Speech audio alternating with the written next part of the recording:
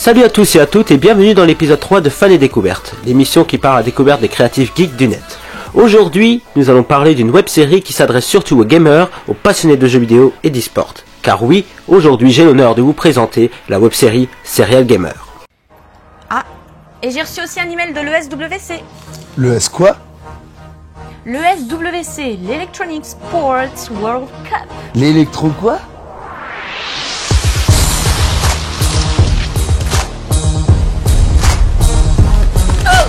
Les clés que je t'ai filées, c'était pour les urgences. Oh, t'arrêtes d'écrire! Tu fais attention, le troll quand il arrive comme ça, il va être chaud bouillant, ok? Tu te retournes par la gauche comme ça et tu lui en fous plein le boule, hein?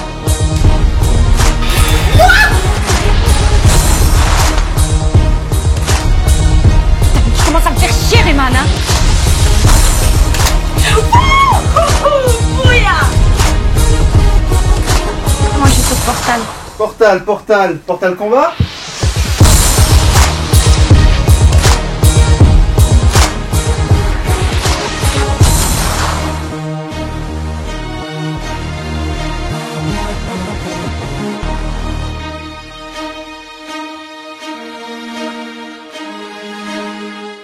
Pourrait quand même faire nettement mieux. Voici une bande-annonce qui donne envie, n'est-ce pas? Comme à notre habitude, nous avons posé des questions aux acteurs et réalisateurs de la web-série afin d'en apprendre un petit peu plus sur celle-ci. Et comme il est de coutume désormais, on va d'abord les laisser se présenter. Donc salut, moi c'est Jérémy et je suis le réalisateur de la série. Moi c'est Alex, c'est moi qui écris. Moi c'est Polo, je joue Fred. Moi c'est Sophia, je joue Sarah. Les autres, mais si les autres ils se pointent avec une stratégie et que nous on se la pète à la John McClane, on va se... Ah Rob, c'est vrai qu'il n'a pas le droit de parler dans la série, mais je vous laisserai découvrir pourquoi.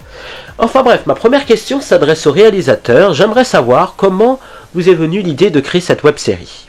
Donc la web-série, elle est née d'abord d'une volonté qu'on avait avec Jérémy de travailler ensemble depuis longtemps. Et donc c'est après avoir fait mes études au Québec où j'ai appris à écrire des scénarios et à faire des courts-métrages que dès ma rentrée, on a décidé tout de suite de lancer quelque chose. Et Serial Gamer, c'est né un peu nos passions parce qu'on aime le jeu vidéo et en plus des tournages et de la production audiovisuelle. Et c'est là qu'on a décidé de lancer un petit truc sur internet, une petite web série sympa qui serait pas compliquée à faire et qui serait pas trop prise de tête. Et Serial Gamer est né à partir de ça. Et puis chaque personne qui a rejoint l'équipe au fur et à mesure que le projet a grossi, il a rajouté sa touche, il a rajouté son univers. Et puis ce qui est maintenant visible à l'écran, c'est vraiment un cumul d'un peu tout le monde, d'un peu toutes les idées. Franchement, c'était marrant la première fois. Et voilà comment relier passion et amitié, si c'est pas beau ça. D'ailleurs, en parlant de la web-série, pouvez-vous nous parler un petit peu plus de son histoire, son scénario, son univers?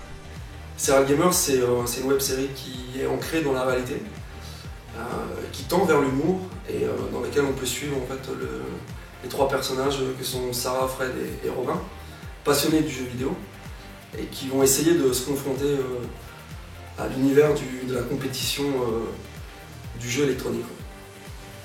Hey, il m'a battu 2 fois. 3. Voici un défi qui ne sera pas facile à relever. D'ailleurs, en regardant la web-série, j'ai pu constater que la qualité audio et vidéo est d'excellente qualité. Pouvez-vous m'en dire un petit peu plus sur vos moyens financiers, humains et matériels utilisés pour le tournage et l'écriture de cette web-série? Vous pouvez répéter la question s'il vous plaît? Je me suis arrêté à un moyen financier. Oui, parce qu'en fait, on a choisi de faire une web-série parce que c'est vraiment le format qui coûte pas cher à produire parce que justement, on n'a aucun moyen financier. Alors au niveau du matériel, on a la chance d'avoir ma société là où je travaille qui nous prête gracieusement les caméras, les éclairages, les micros. D'ailleurs, je remercie Séquence Production pour nous avoir prêté tout le matériel sans qui on n'aurait pas pu faire la série. Et donc humain, on a à peu près la totalité de l'équipe. C'est nous. Et est-ce qu'il y a d'autres? Julie qui s'occupe de tout ce qui est assistance sur les tournages ou hors des tournages.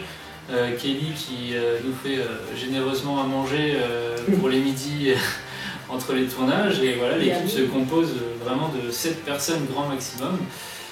Et sinon, voilà, on est à 7 à faire tout le boulot.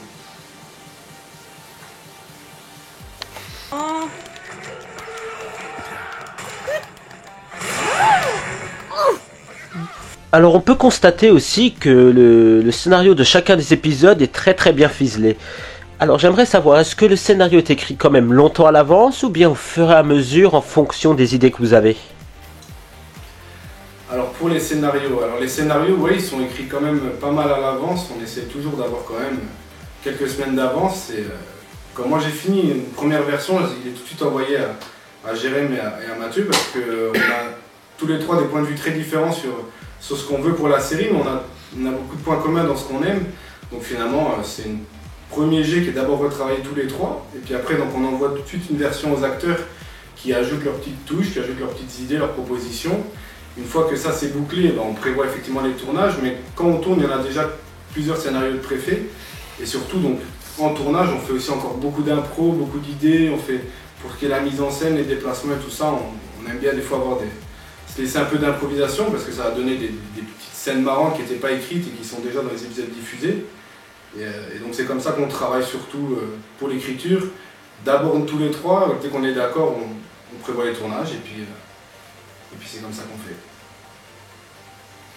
fait. À ouvrir une issue de secours pour qu'on puisse se replier. Donc voilà, nous avons parlé du scénario, et justement, j'aimerais savoir combien de saisons pensez-vous encore tourner avant d'arriver à la fin de l'histoire?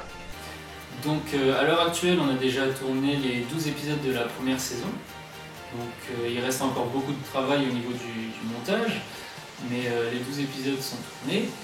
Et après, nous on le fait pour s'amuser et pour vous amuser.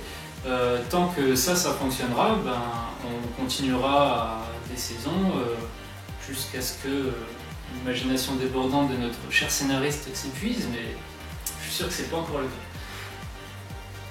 Et je crois même qu'ils sont sur TS. Si, je te jure. Non, mais reste. Et notre partie de Lego, s'il te plaît, arrête. Alors comme il est désormais coutume dans cette émission, pouvez-vous nous faire part de quelques anecdotes de tournage? Alors une anecdote, ouais, il y en a une, quand en plein tournage, Rob sort sa manette spontanément de son froc sans que personne le sache. Ça, c'était sacrément drôle. Il y a ça, par exemple. Hein. T'en as une?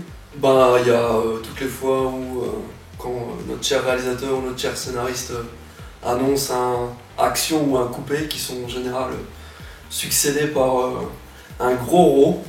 Bien dégueulasse. Très masculin. L'écran. Il y a du coffre. Je suis désolée.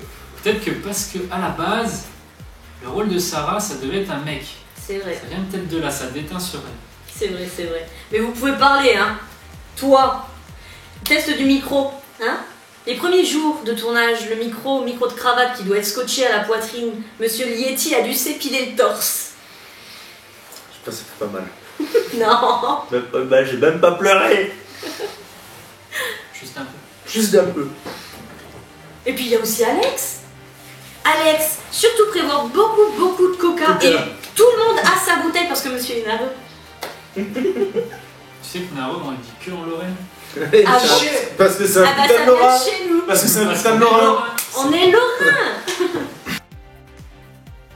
Ils sont lorrains! Et rien que pour ça, ça donne envie de regarder la web-série. D'ailleurs, comment pourriez-vous nous donner envie de regarder votre web-série? Pour vous donner envie de regarder la série, on pourrait dire que c'est une série de geeks et de gamers qui est faite en tout cas par des gamers parce qu'on est tous joueurs nous-mêmes et qu'on n'a pas pour but de se moquer des gens qui jouent aux jeux vidéo, c'est juste de montrer comment ça se passe quand on est joueur et qu'on aime ça. Et puis on pourrait dire aussi que pour une fois c'est une série aussi qui met en avant qu'il y a des gamers et des gameuses et que finalement c'est la même chose, c'est juste le plaisir de jouer aux jeux vidéo et puis quelle situation un peu farfelue ça pourrait donner.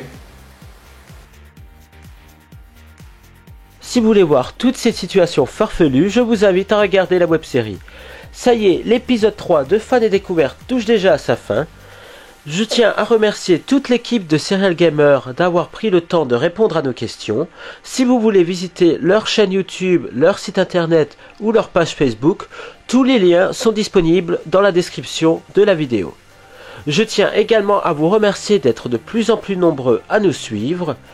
Comme à notre habitude désormais, on va laisser à nos chers invités le mot de la fin. Quant à nous, on se retrouve très bientôt pour un nouvel épisode de Fans et Découvertes. Salut!